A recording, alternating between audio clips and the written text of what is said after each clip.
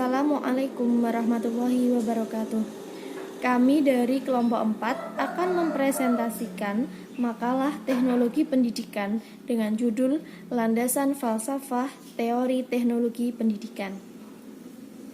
Nah, di sini saya akan memaparkan sedikit definisi atau pengertian dari filsafat itu sendiri. Dari kata filsafat itu sendiri dapat dilihat atau dapat didefinisikan melalui dua sisi, yaitu sisi etimologi dan sisi terminologi.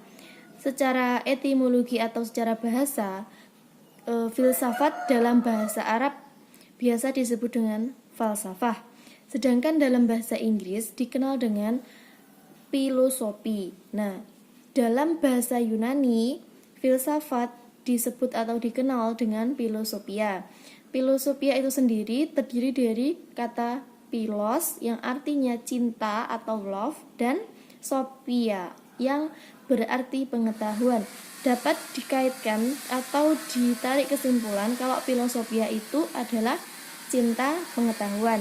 Nah, secara terminologi, filsafat adalah ilmu pengetahuan yang menyelidiki segala sesuatu secara mendalam dengan menggunakan akal sampai pada hakikatnya. Nah, dari banyak definisi, banyak ahli yang mengemukakan, salah satunya yaitu Susanto, mengemukakan bahwa filsafat adalah ilmu yang berupaya mengkaji tentang masalah-masalah yang muncul dan berkenaan dengan segala sesuatu. Baik, selanjutnya akan dilanjutkan oleh pemakalah lainnya. Pengertian teknologi pendidikan. Teknologi pendidikan adalah studi dan etika praktik dalam upaya memfasilitasi pembelajaran dan meningkatkan kinerja dengan cara menciptakan, menggunakan atau memanfaatkan dan mengelola proses dan sumber-sumber teknologi yang tepat. Definisi teknologi pendidikan sebagai studi dan etika praktik untuk memfasilitasi pembelajaran dan meningkatkan kinerja melalui penciptaan, penggunaan dan pengaturan proses dan sumber daya teknologi.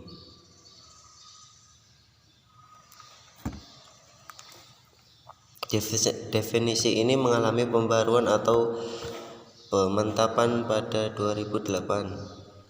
Berikut ini dijelaskan konsep istilah yang dipakai dalam definisi TPAECT 2008, yaitu A. Studi. Studi diartikan sebagai kumpulan informasi dan analisis melalui traditional conception of research. Yang kedua, Etika praktik mengacu pada standar etika praktis sebagaimana yang didefinisikan oleh Komite Etika AECT tentang apa saja yang harus dilakukan oleh praktisi teknologi pendidikan.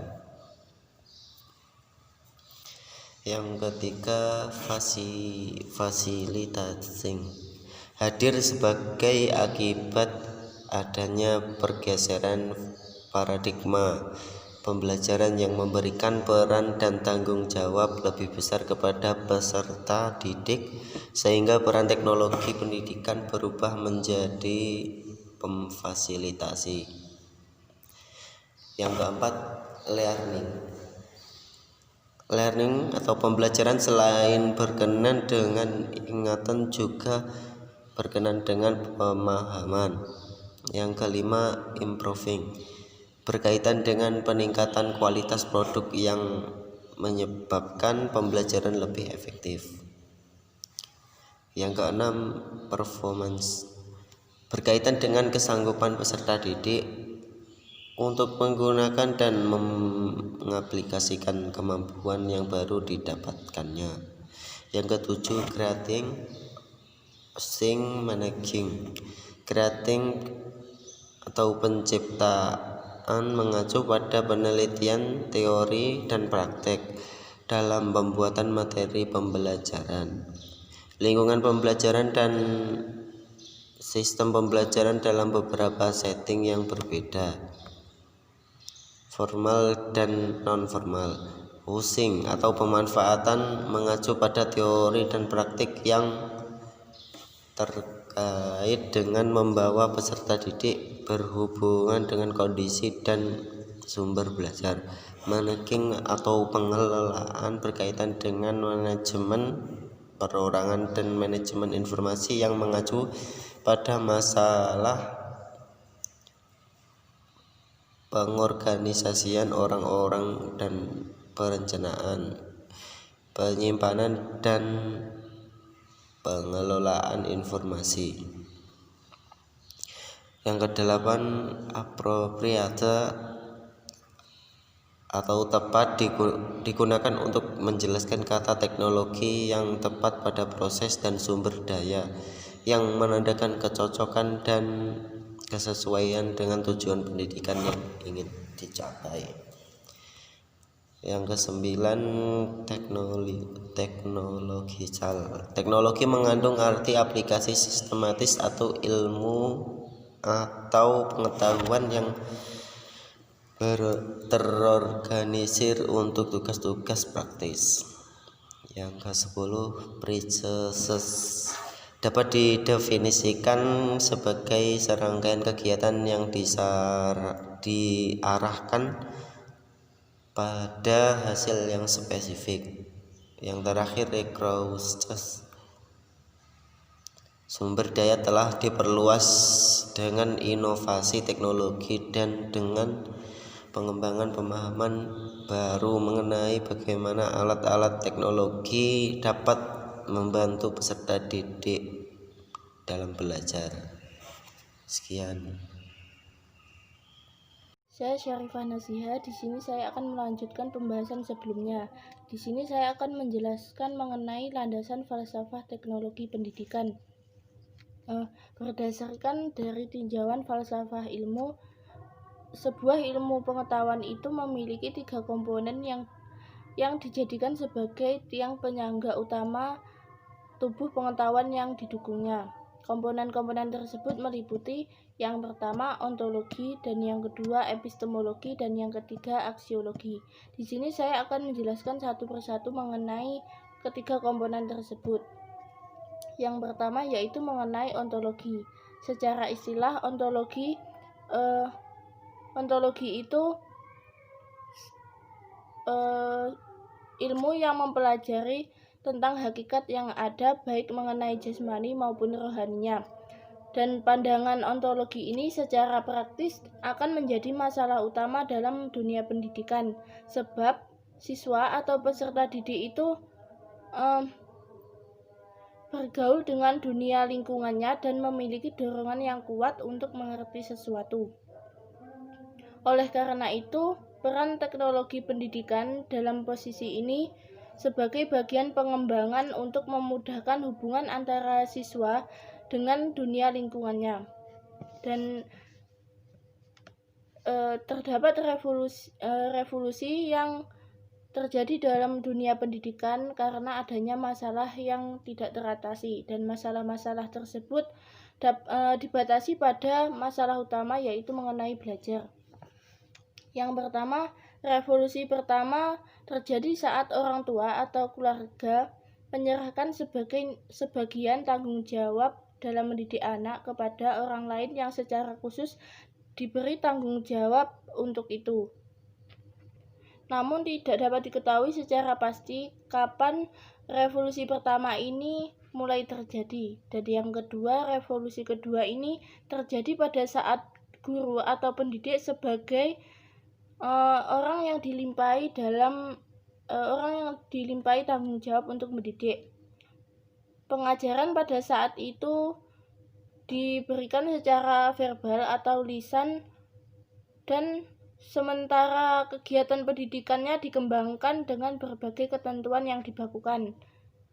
Sama seperti pada revolusi pertama, revolusi kedua ini juga tidak diketahui secara pasti kapan mulai terjadi. Dan yang ketiga, revolusi ketiga ini muncul karena ditemukannya mesin cetak yang memungkinkan tersebarnya informasi ikonik dan numerik dalam bentuk buku atau media cetak lain. Dan selanjutnya yaitu revolusi keempat. Revolusi keempat ini berlangsung dengan perkembangan yang semakin pesat di dalam bidang elektronik. Dan yang paling menonjol di antaranya yaitu media komunikasi.